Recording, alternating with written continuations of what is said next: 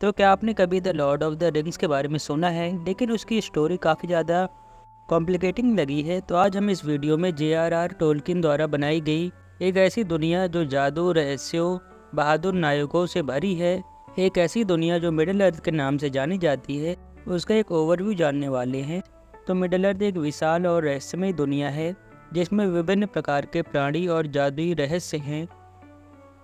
यह दुनिया पहाड़ों, जंगलों, नदियों और छोटे छोटे गांवों में फैली हुई है। इस दुनिया में अलग अलग तरह के प्राणी रहते हैं। सबसे पहले हैं हॉबिट्स, जो छोटे कद के इंसान जैसे प्राणी हैं जो शांत और साधारण जीवन जीना पसंद करते हैं। दूसरे हैं एल्फ, लंबे, खूबसूरत और अमर प्राणी जो जादुई शक्तियों में निपुण होते हैं। तीसरे हैं डॉर्फ्स, छोटे, ताकतवर और युद्ध कला में माहिर, जो कि धातुओं के काफ़ी शानदार कारीगर भी होते हैं। चौथे हैं ऑक्स, जो खतरनाक और दुष्ट प्राणी होते हैं जो डार्क फोर्सेस की सेवा करते हैं। और पांचवे हैं इंसान, जो वीरता और संघर्ष में निपुण होते हैं। अब हम बात करते हैं वन रिंग की, जो इस पूरी कहानी का केंद्र है। तो बहुत समय पहले सौरोन नाम का एक डार्क या अंधकार में विज़र्ड था जिसने एक अंगूठी को बनाया था। इस अंगूठी में इतनी ताकत थी, जो भी इस अंगूठी को पहनता था वो अपार शक्तियों का मालिक बन जाता था। लेकिन सौरोन इस अंगूठी का उपयोग मिडल अर्थ पर पूर्ण नियंत्रण करने के लिए करना चाहता था।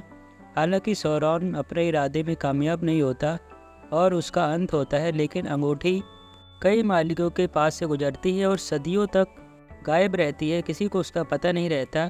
और फिर कहानी की शुरुआत होती है फ्रेडो बैगिंस नाम के एक छोटे से हॉबिट से, जिसे ये अंगूठी मिल जाती है। उसे इस बात का अंदाज़ा नहीं था कि यह अंगूठी कितनी खतरनाक है।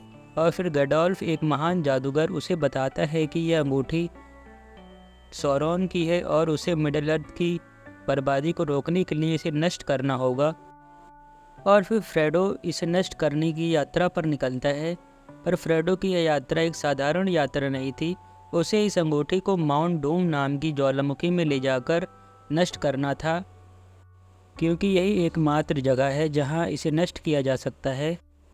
लेकिन इस यात्रा में उसे और उसके साथियों को कई खतरों का सामना करना पड़ता है, जिसमें सबसे बड़ा खतरा था सौरोन और उसकी सेना, जो हर हाल में अंगूठी को पाना चाहते थे। बात करते हैं कुछ महत्वपूर्ण कैरेक्टर्स की जो फ्रेडो की इस यात्रा में उसका साथ देते हैं। पहले हैं गैंडल्फ, जो कि एक शक्तिशाली जादूगर है जो मिडल अर्थ के अच्छे और बुरे के बीच संतुलन बनाए रखने की कोशिश करते हैं। वह फ्रेडो का मार्गदर्शन करते हैं और उसे सुरक्षा प्रदान करते हैं।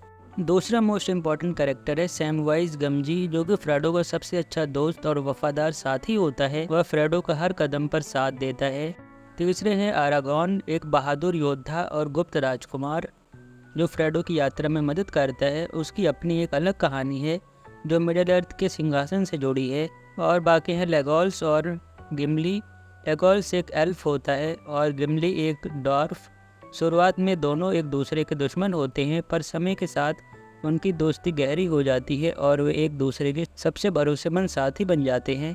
फ्रेडो और उसके साथी जिस यात्रा पर जा रहे थे वह बहुत ही खतरनाक होती है। रास्ते में उन्हें अंधकार के शक्तिशाली प्राणियों का सामना करना पड़ता है, जैसे कि ऑक्स, नाजगुल, जो कि सौरोन के पुराने सेवक थे, और भी दूसरी डार्क फोर्सेस का सामना करना पड़ता है। यह यात्रा केवल शारीरिक ही नहीं थी बल्कि मानसिक रूप से भी चुनौतीपूर्ण होती है, क्योंकि अंगूठी की शक्ति धीरे धीरे फ्रेडो को अपनी ओर खींचने लगती है। कहानी में कई बलिदानों का चित्रण किया गया है, जिसमें दोस्ती, साहस और आत्म बलिदान की भावना को दिखाया गया है। खासकर सैमवाइज गमजी का त्याग, जो अपने दोस्त फ्रेडो के लिए अपने जान की बाजी लगा देता है और उसके साथ खड़ा रहता है। पूरी कहानी का क्लाइमैक्स माउंट डूम पर होता है, जहाँ फ्रेडो को आखिरकार अंगूठी को नष्ट करना होता है। हालांकि इस जगह पर फ्रेडो खुद अंगूठी के प्रभाव में आ जाता है और इसे नष्ट नहीं कर पाता।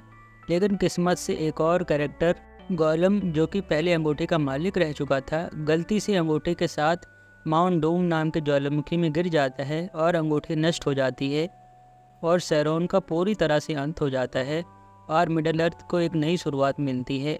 और साथ ही फ्रेडो और उसके साथी को सम्मानित किया जाता है। तो ये था एक शॉर्ट ओवरव्यू पूरे Lord of the rings universe का।